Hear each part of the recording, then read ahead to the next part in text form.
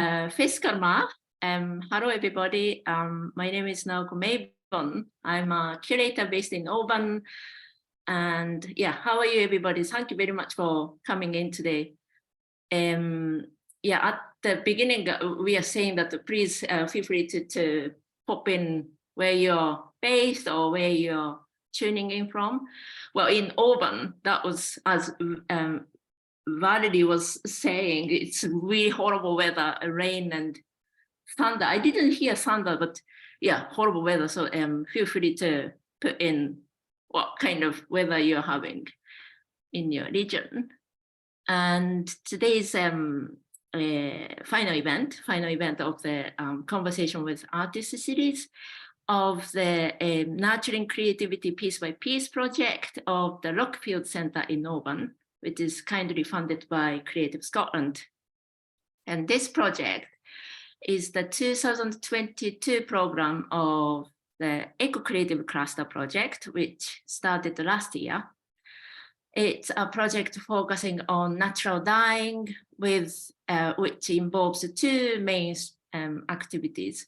One is developing a community dye garden in the ground of the Rockfield Centre in Auburn, which is led by Auburn-based textile artist Deborah Gray, who is here today with us, and with local volunteers. And in the parallel, there is a network weaving part, which is, well, this event, in which we meet virtually with practitioners from different localities in the world who also work on natural dyeing. And the practitioner we meet today is Katie West. Katie is an artist and an Yindjibarndi woman based in Noongar Ballardong country, working in installation, textiles, and social practice. Welcome, Katie, and thank you for joining us. I believe that where Katie is based is 8 p.m. in the evening, so thank you very much. It's quite late. And now Katie will share with us about her creative practice, which involves and is underpinned by the process and notion of natural dyeing. And after Katie's presentation, I will ask a few questions before opening up the floor to invite more questions from the audience. So feel free to put your questions in the chat box as we go, or you can save it until the end. Either way, we can come back to that at the end. So thank you so much, and I'll hand over to Katie. Over to you. Thank you, Naoko, and thanks everyone for tuning in. I'm excited to be able to speak to a non-Australian audience. It's a really rare thing. It's just a different experience for me. So let's get started.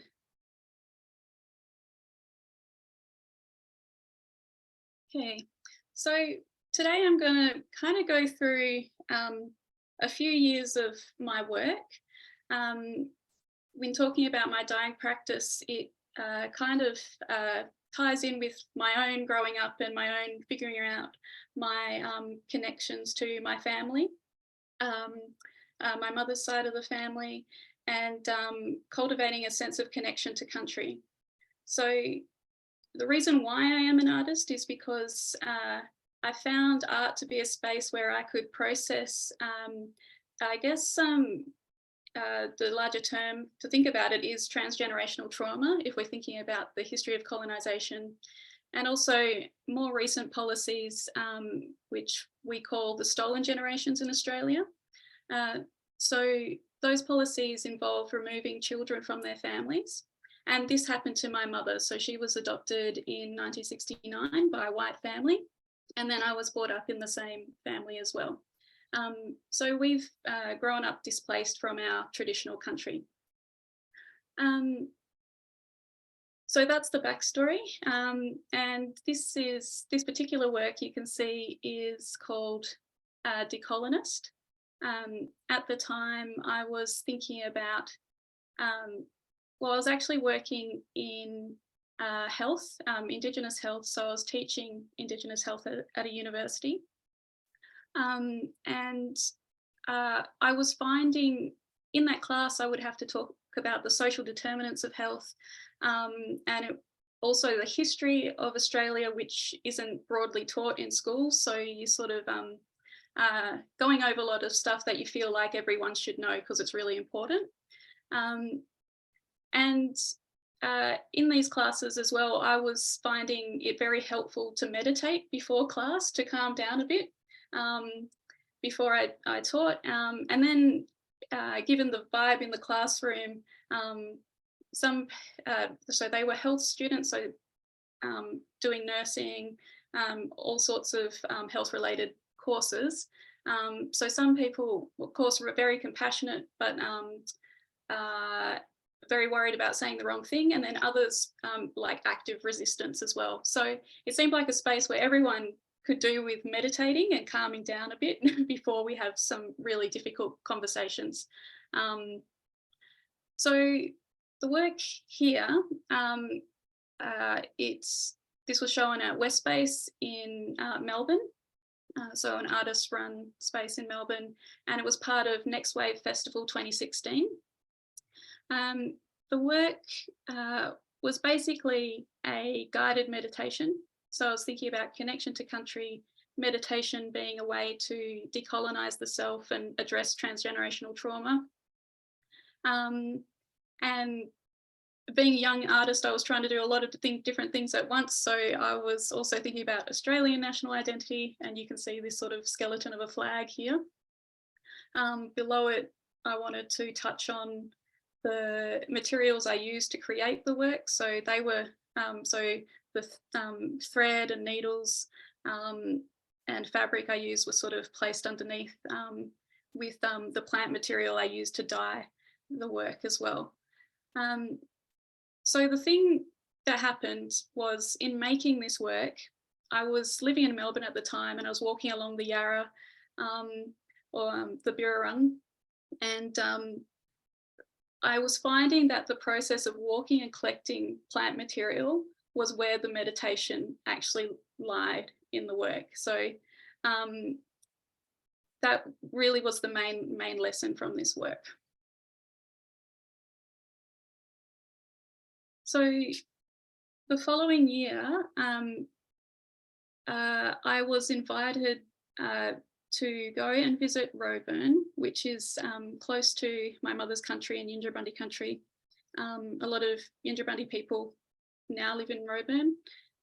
So it's in the Pilbara region of Western Australia, so way north, not quite the top, but still a long way from where I am now. So I was invited by Jullawalu Aboriginal Corporation, which is a corporation that kind of looks after Yindjibarndi culture. So they'll run cultural camps, and they have a big archive, so photos and recordings. So anything that will preserve the culture into the future. So I was invited to share my dye practice, and it was an incredible experience to be able to start to get to know plants from kind of my ancestral country. So you can see, like, this is after the dye process, so the plants are a little bit unrecognizable, but there are things like there's wattle, and also the red is from bloodwood, which had has medicinal properties, so it's a bark. And there was a bundle with bush tomato in it as well. So really total experiment, and using a bundle dye process. So if you haven't heard of this before, I know about bundle dyeing through the work of India Flint, who's Australian based, or I think she is Australian. Yeah, so I like her bundling process and the chance of it, and with that I like to just go with what you can find on the ground, rather than picking, though at this time I was picking because I had permission from people to actually pick things. But yeah, so the main lesson that came away from this experience. So was beginning to think about a seasonal dyeing practice. So in this, I guess in the Australian environment, and also expanding that out to thinking about climate change. There's some times of year that are really dangerous to have a fire to do hot dyeing. So thinking about that practicality, and then it was like, well, what can you do in a hot season? And thinking about solar dyeing being the main practice then. So I came away having this kind of theory of a seasonal practice, and it felt like it was a way to think about the way my grandparents and generations before lived in country, because you would move with the seasons. So, and seasons weren't like a calendar thing. The seasons change with what plant was flowering, what animals arrive, that sort of thing. So there's multiple seasons.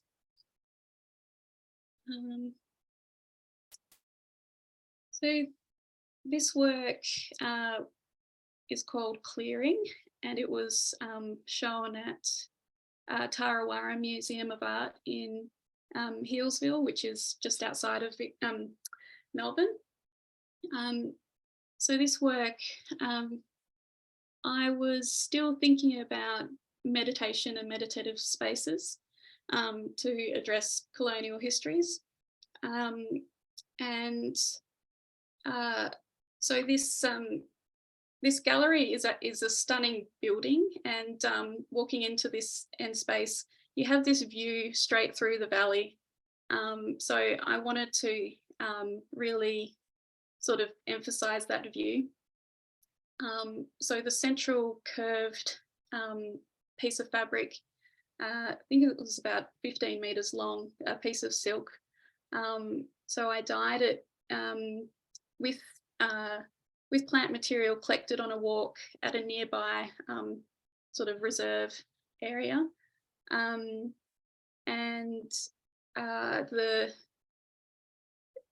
All the cushions on the ground, some had been dyed sort of previously before doing this exhibition, some were dyed for the exhibition, but all the works had been dyed on Wurundjeri country, which is sort of covers the northern part of Melbourne and goes out to this hilly area as well. So I was thinking about how we connect to wherever we happen to live as people. So we're all dispersed from our Indigenous lands, most of us in the world. So kind of thinking about how we cultivate a sense of connection and belonging to where we happen to be, and how do you relate to traditional owners in those various places as well. So a key part of this work was including readings by Indigenous authors who were giving me a lot of nourishment at the time. And also authors who were Wurundjeri as well. So we had a book by an elder that was created with the local primary school in Healesville that was talking about using fire to look after country. There was another book called Welcome to Country by an elder as well. Then a great book, Becoming Indigenous to the Universe by Kerry Arabina. Also Dark Emu by Bruce Pascoe, which has caused a bit of a revolution in Australia in terms of thinking about kind of blowing up the idea that Aboriginal people were nomads and wandering. He went through kind of a lot of the European explorer journals and pulled out the moments where there's mention of kind of like sedentary villages or cultivation of plants, that kind of thing. Aquaculture systems, smoking of eels, all sorts of things like that. So the space was a a reading space, meditation space. People did take the time to sit and read these books and also meditate in front of that huge window as well. So just a bit of a detail of the cushions as well. So, this is a little bit of a, I guess, another thread that's come out from the natural dyeing. From the natural dyeing, I've also started to think about tea and connection to water. So this work was a kind of a performative sort of work or an event at the Fremantle Biennale in Western Australia. So the whole ritual was, I think it was over 3 days of the whole 3-week event. I would arrive at sunrise at a particular spot by the river, and also at sunset at the same spot, and offer people tea.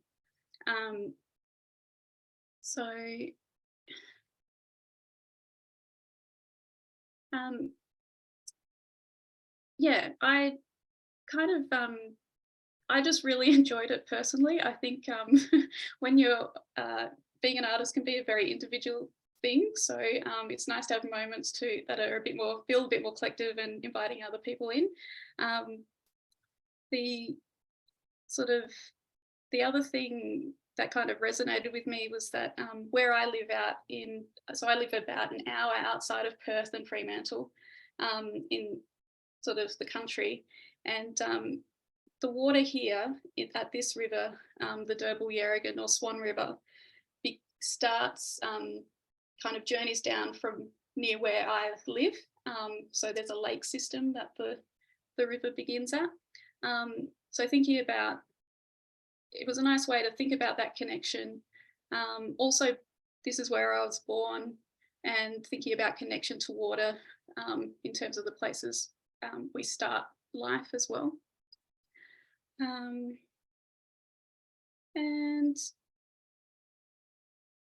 yeah, it was just a very nice, relaxing time. I find it hard to talk about this work because it is almost too simple.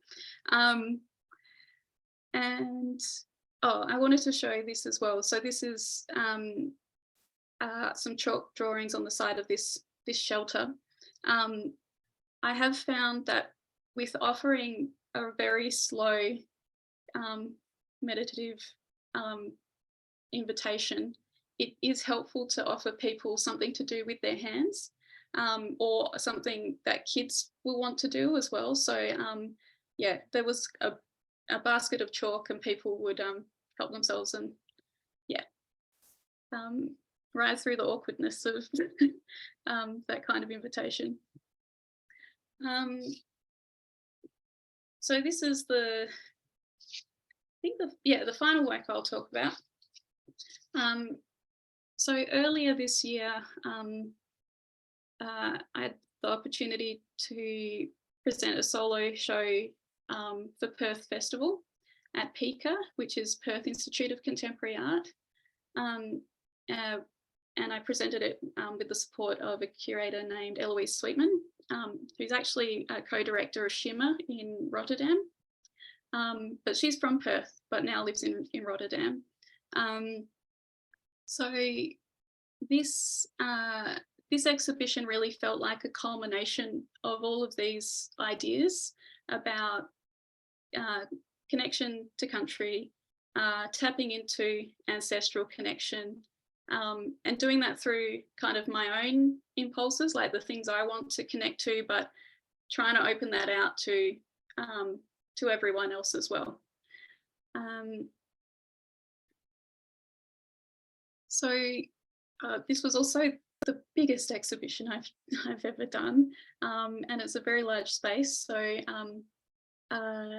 you know, which is always daunting, but it was just a fantastic opportunity as well to use that much space. So the way it was organised, there's this large main area. It's kind of the space you're welcomed into.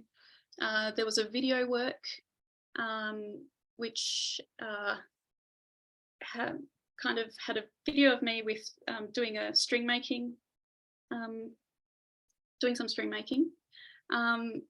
and also textile pieces hanging down to the space with the basket motif on it.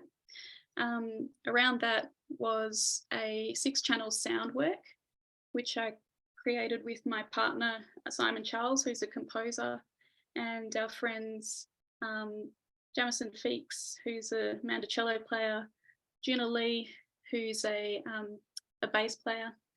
And then there were field recordings also embedded in that. And then off this space, there were 2 making spaces, or there was a making space and a tea space, and they kind of mirrored each other. So that's the general little mud map before we go a bit deeper. So these basket forms I made using naturally dyed pieces that were already present in my stash, and also found fabric.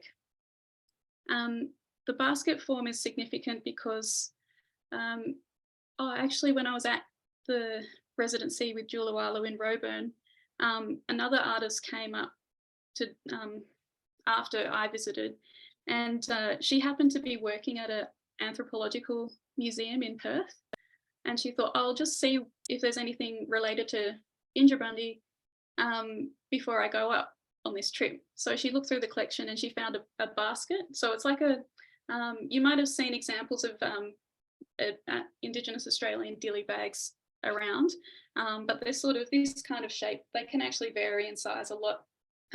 Women would wear them on their heads like this. So there's a photo. The first thing I saw was a photo of this work, and actually because of this exhibition, I got invited to go see the real basket at the museum as well, which was really nice. But with these works, I really wanted to approach them kind of one at a time. So you're kind of replicating the same form, but approaching each one at a time to kind of emphasize the personality of each individual. Was really thinking about how when you have one example of something in like a museum collection, it's like that's it, and that becomes the standard, and sort of wanting to push against how Indigenous kind of culture can be treated as something from the past or static and isn't changing. So they all have their own personalities. And here's the video. So this, which does have sound generally, but for at the moment we don't have sound.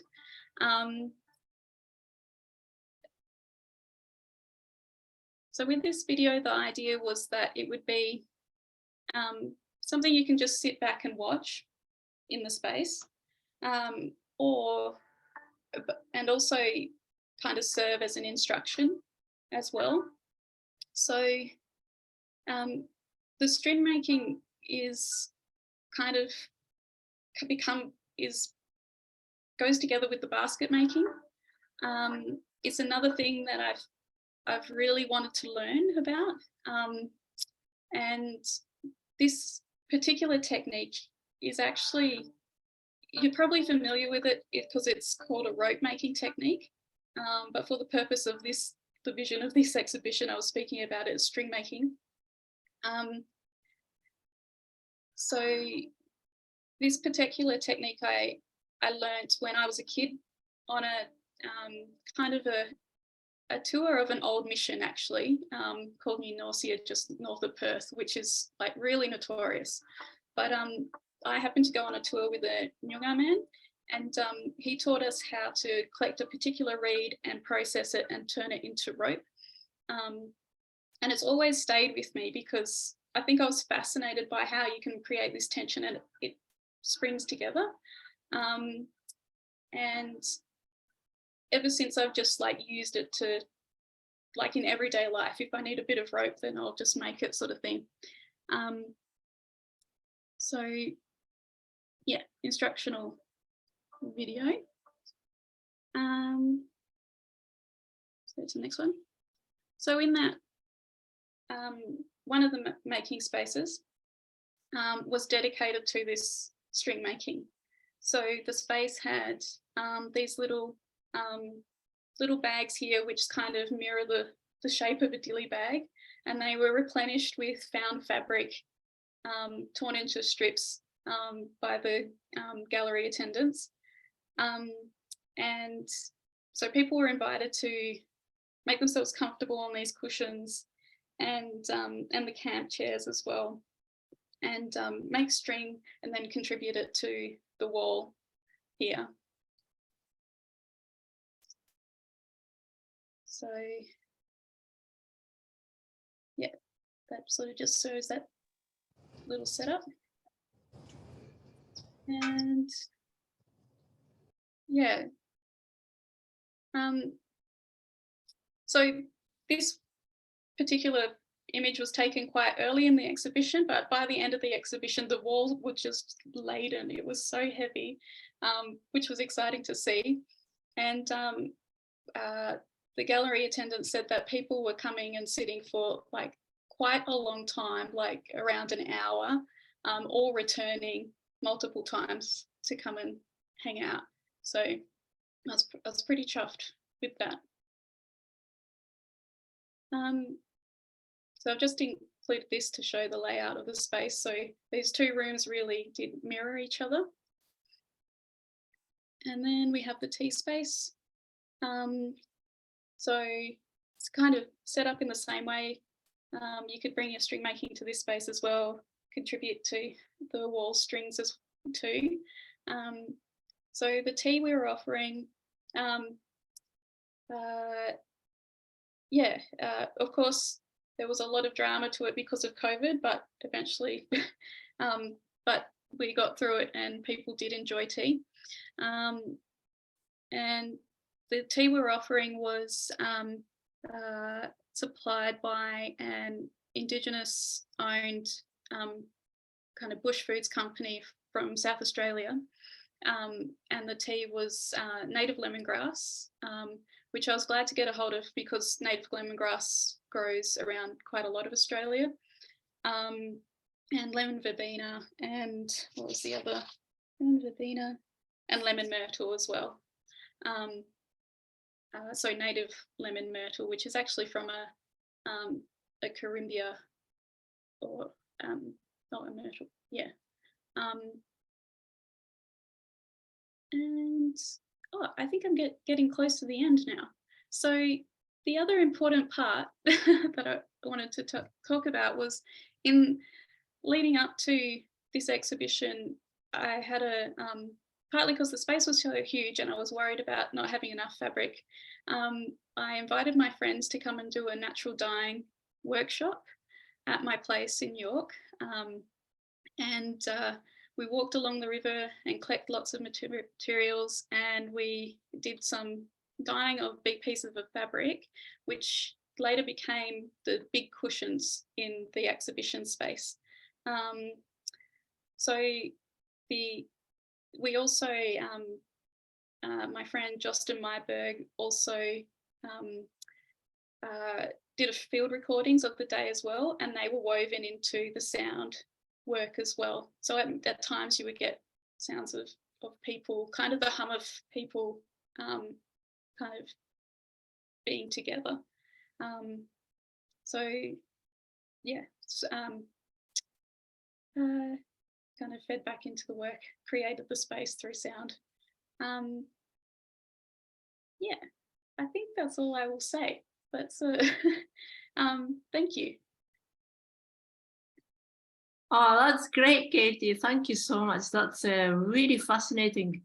I was taking a memo along the way, but so much memo I took, and I don't know how to start, but that's really beautiful how you are trying to make a space. And I think that's how I feel, but it's very generous way to, like offer to make a space and then offer the space to people and offer the chance to connect or reconnect and to learn or to be meditated. It's very generous and then quite what's the word, gentle.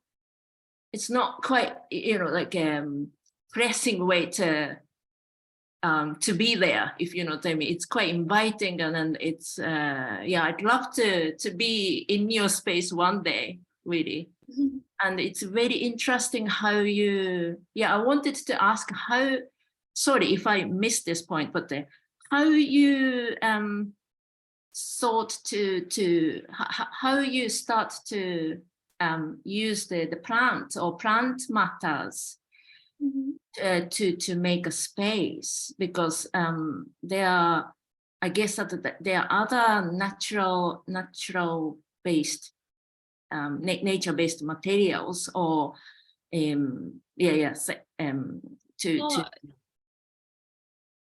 Do you mean what plants am I using to dye with? Or?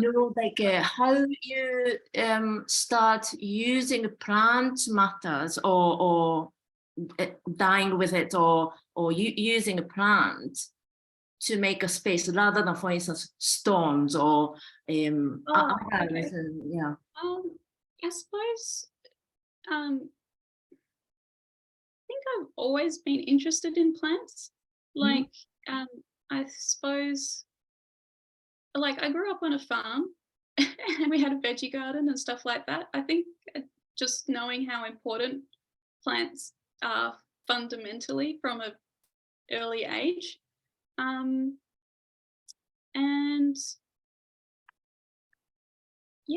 I suppose I kind of, in thinking about like female ancestries in particular, I just really felt the absence of knowing about this plant does this, like it's good to eat for this or it fixes this ailment. I've really missed like not inheriting that knowledge about Yindjibarndi country. So but also I kind of think there's just this bigger learning that we should be doing as people and reconnecting to our places where we live. So it's it only in your practice we can learn that the plants can provide us color, but also medicine and tea, and that's quite interesting range of functions. And also that provide us to understand the seasons. Mm-hmm. And talking about the seasons, may I ask, can you explain a little bit about it, because I read this interesting thing about Muru means cool time, and there's so it's mulu mulu, which is actually mulla mulla. It's a plant, a purple fluffy plant, and I know that you can buy them in Europe. I've seen them around. It was really surprising. Like they make a cute sort of cottage style plant, but so they got a purple fluffy thing going on. But they flower in winter, so that's kind of the name for that cool time.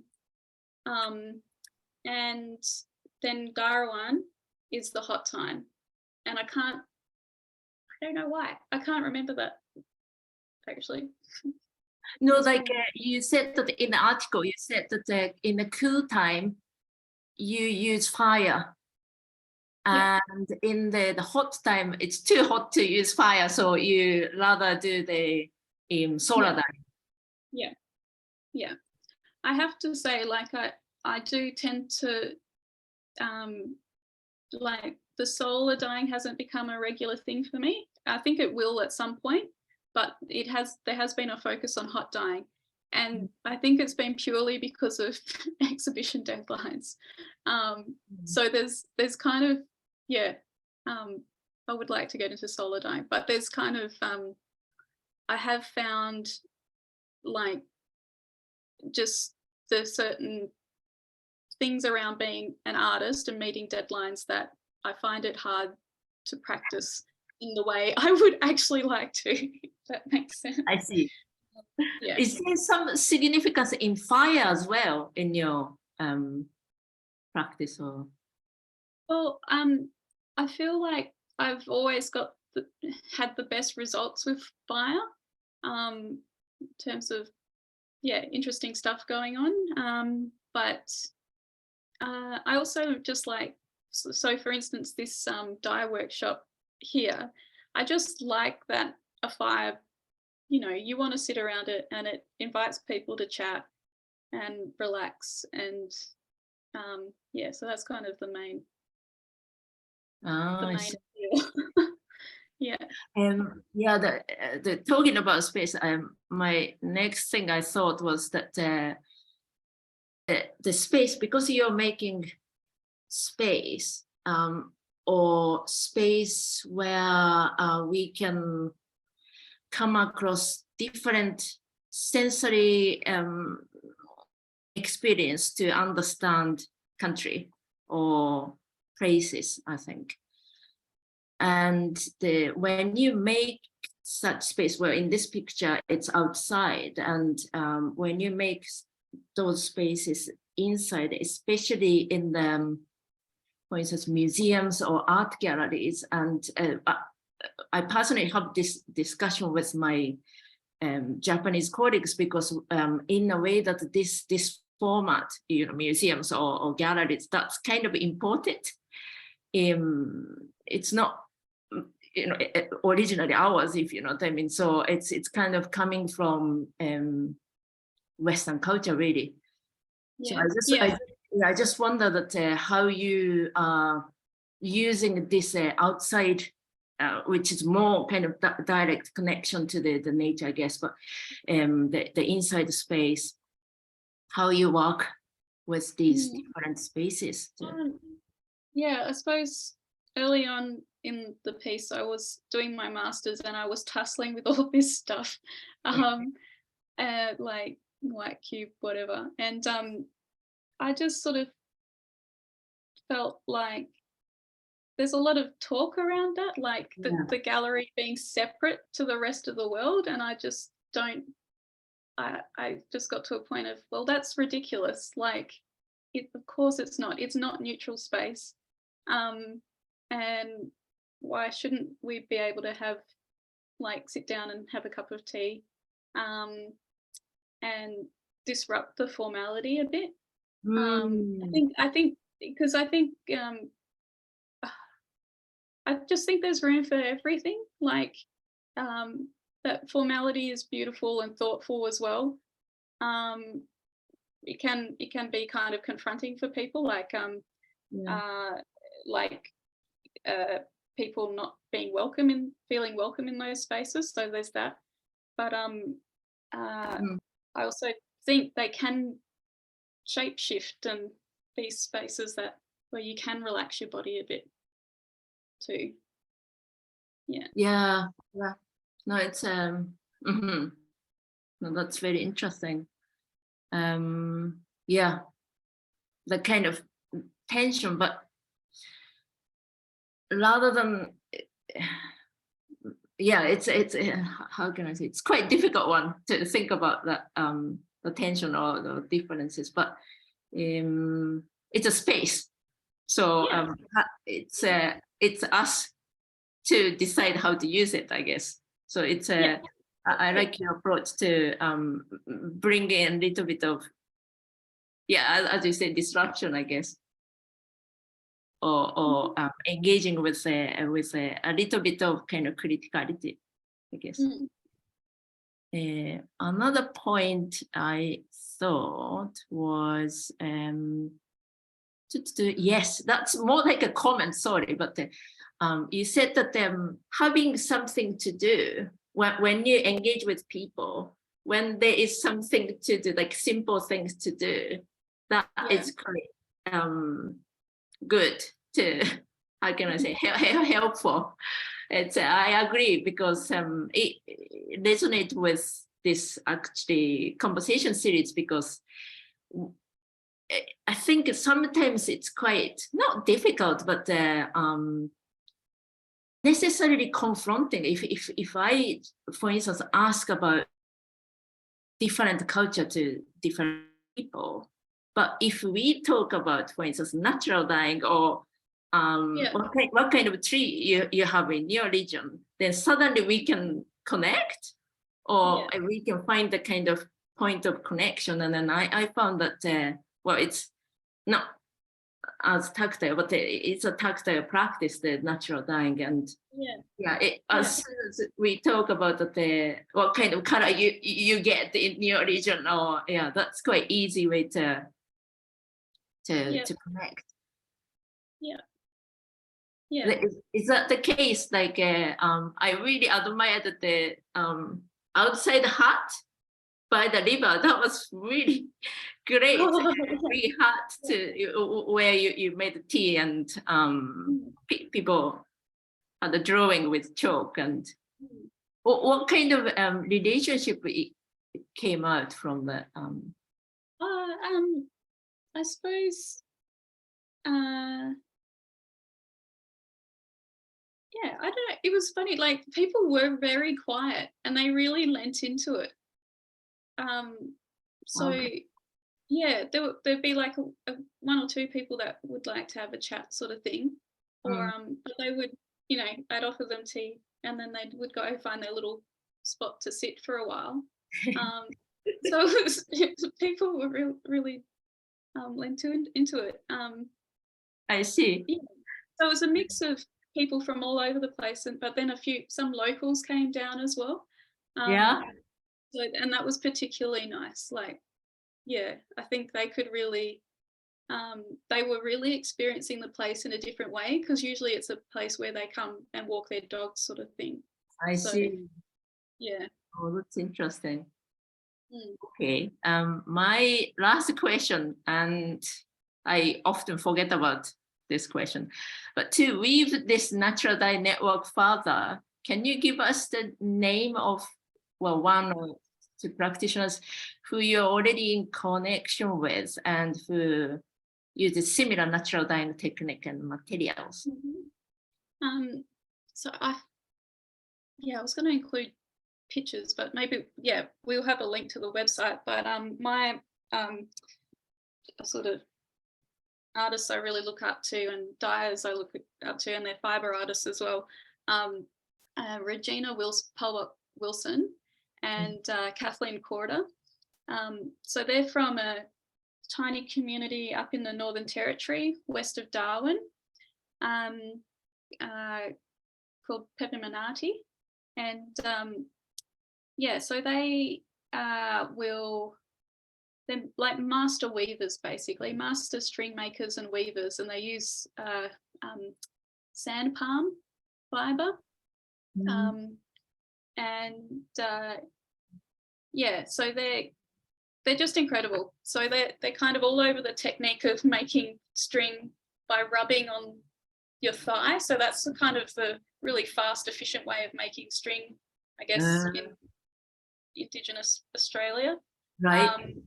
So they're masters at that, and they dye the fiber as well before it's made into string. So when it's still, sort of fluffy and dyeable.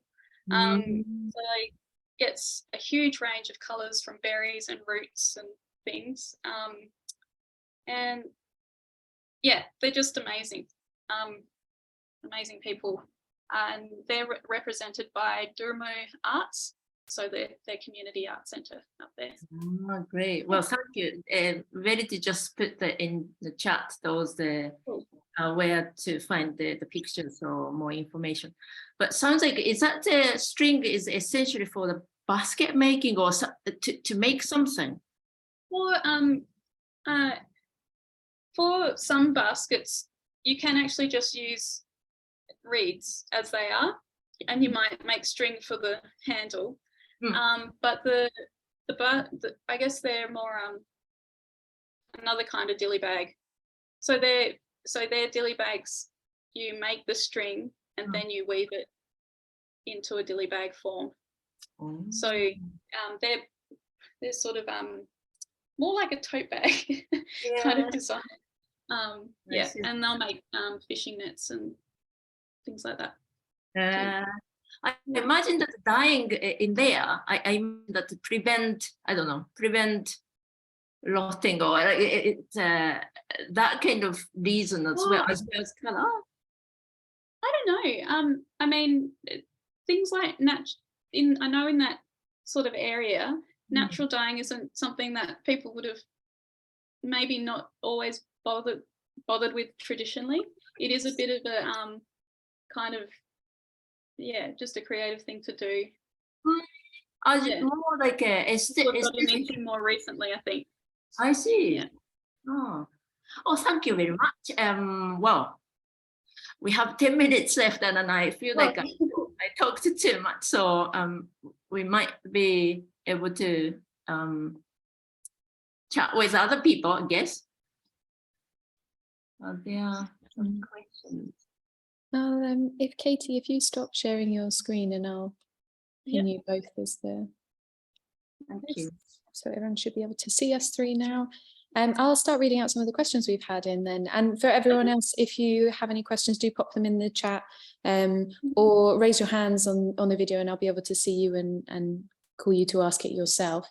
But we've had two questions along the same lines, which is about mordanting. One, whether you do mordant your fabrics before dyeing, and if so, what do you use? And is it a natural, I'm assuming, fibre or no? Yeah, so if I get a lot of eucalyptus, I don't bother because eucalyptus just sticks to anything. I still feel like I'm fumbling with trial and error with using salt or vinegar. I'm still playing with that. That's what I play with. And Deborah or Seville, did you have any follow-up questions to that answer?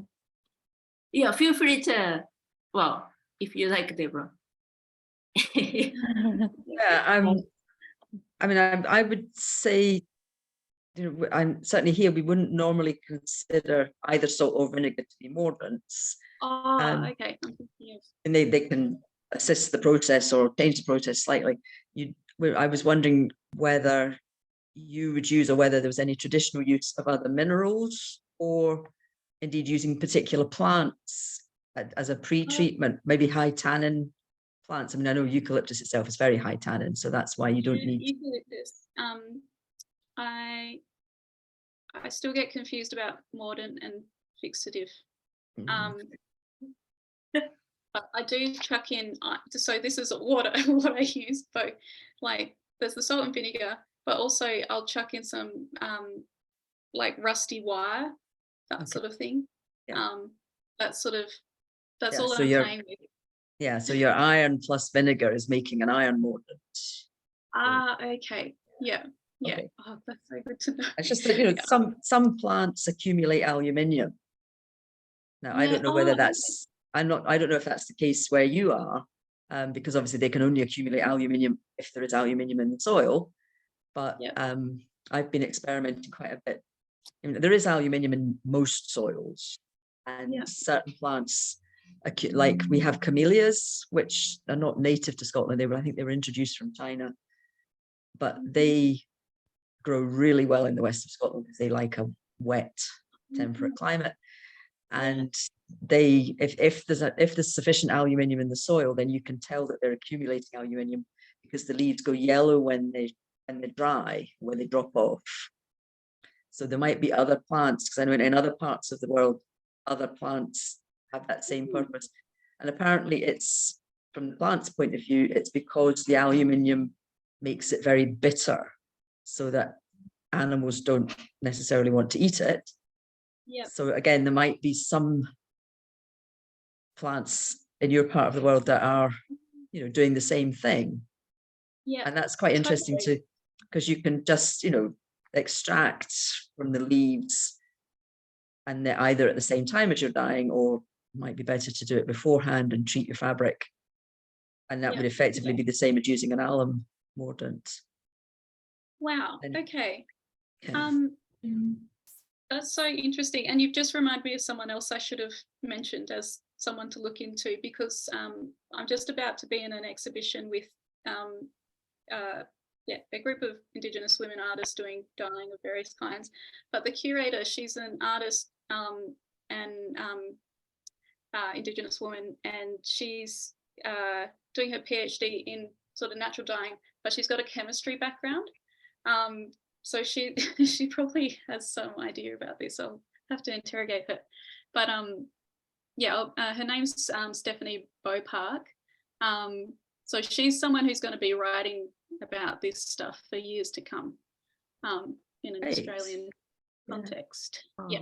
I think you two need more follow-up. Yeah, it's getting a bit technical.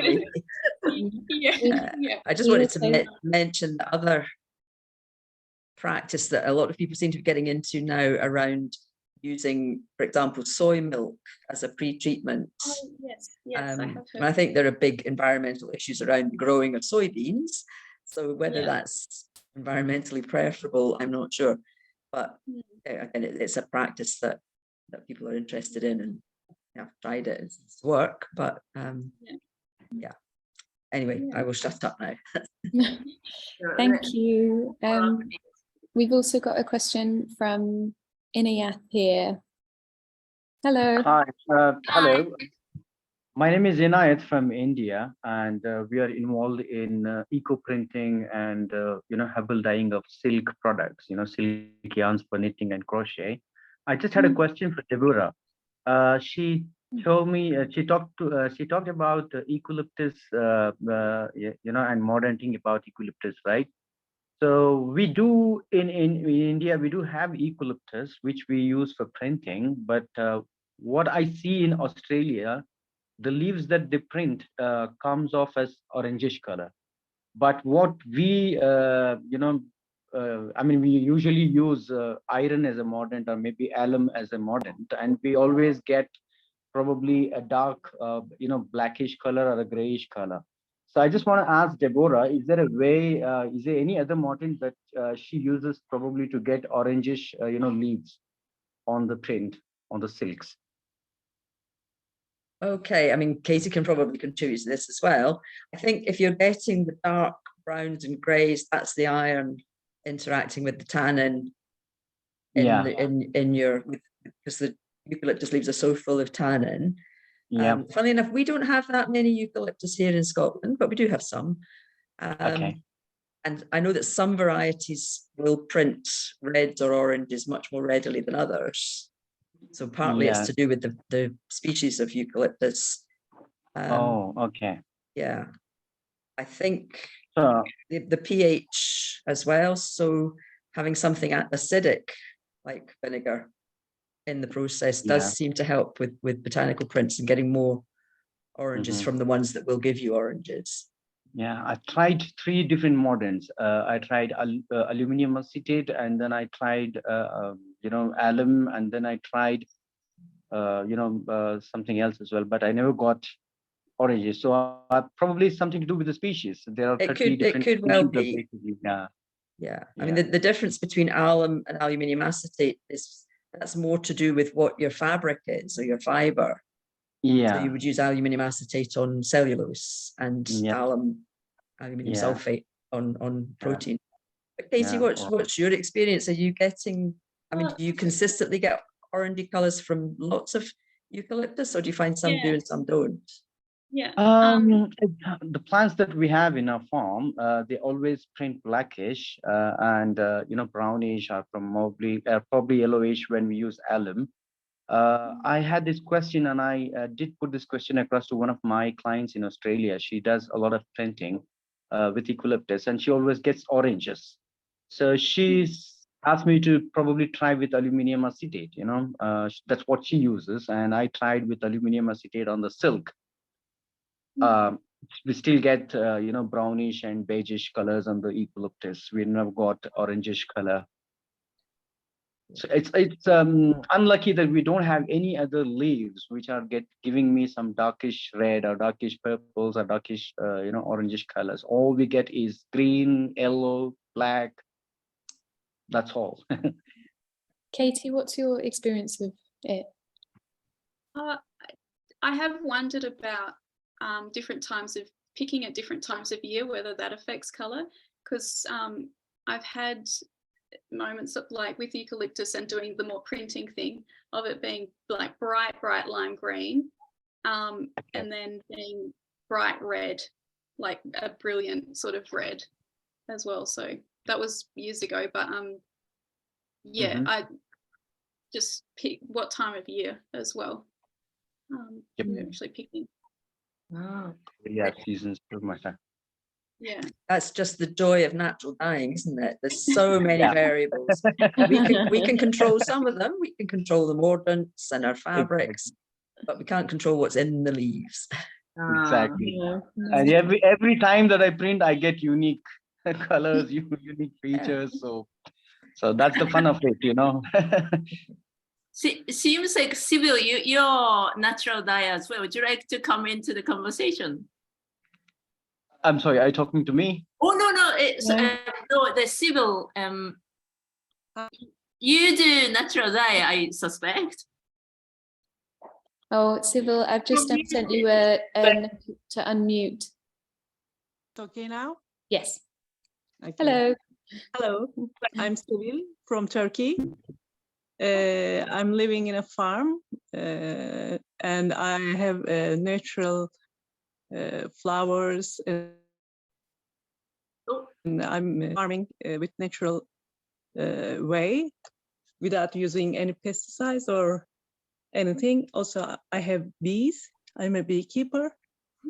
After the bees, I found the flowers more effective, and I'm using the flowers. Also, bees are using the flowers. And after that, I'm dyeing. So we are using the plants more and more. And it becomes a fun. So this year, I eco printing. It's really fun. And I'm new at this eco printing, so I want to hear lots of. Thank you. Yeah, well, Sybil first asked to Katie that what you use for the modern thing, but I think you answered the question, right? Yeah. And do you do eco print as well? Yes. Sorry? Eco printing, do you? Katie, sorry. Yeah, kind of not so much. Yeah, I have played around in the past, but yeah. I see. Yeah. I know that Deborah does eco printing and solar dyeing as well. Does anyone have any other questions or comments they want to say to Katie before we wrap up? No. In that case, I'll finish things off a bit then and say that this is the last of our online talks, but it's been part of a wider project, as Deborah mentioned, which is going to culminate in an exhibition here at the Rockfield Centre in Oban. So for people based in Scotland, or for people who fancy a trip to Scotland, then you can come and join us, and it will be from the 4th of February that it'll go up, and it'll be on for a couple of months, so you'll have time to come and see the show. And being exhibited is Deborah, who's been one of our lead artists on the project, her final piece in collaboration with the community here, and all the talks we've had, they've also, including Katie here, are going to contribute a piece to the exhibition. And then we've also got Thomas Key's work, who deals with manuscript, and again using inks made from natural materials and parchment made from deer skins. And what else have we got? Information about these talks and lots of things about natural dyeing and natural inks and fibers. So do come along if you can. We'll send out information to all of you anyway, so you'll find out about it that way, but just to give you a heads up. But otherwise I'll say thank you from me and the Rockfield Centre, and Naoko and Katie. Thank you to you both as well for being a part of the project and this session. And I don't know if you want to close off with any last words to everyone yourselves. No, from me, just thank you. And then, yeah, Katie, thank you so much. Thanks for the invitation and the conversation. Pleasure. Yeah.